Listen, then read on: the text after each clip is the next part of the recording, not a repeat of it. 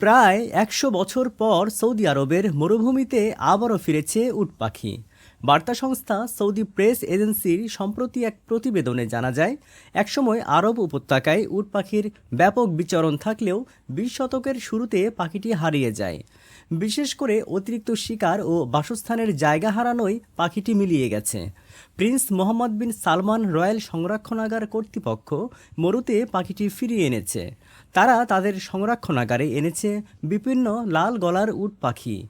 আরব অঞ্চলে ছিল আরবীয় উট পাখি, কিন্তু এ জাতটি বিলুপ্ত হয়ে যাওয়ায় আনা হয়েছে লাল গলার পাখি।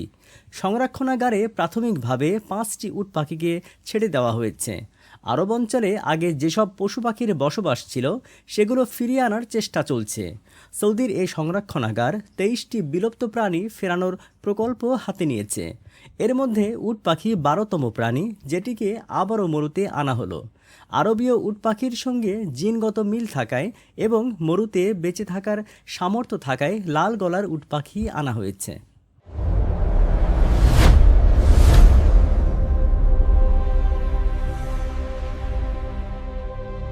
The Daily Post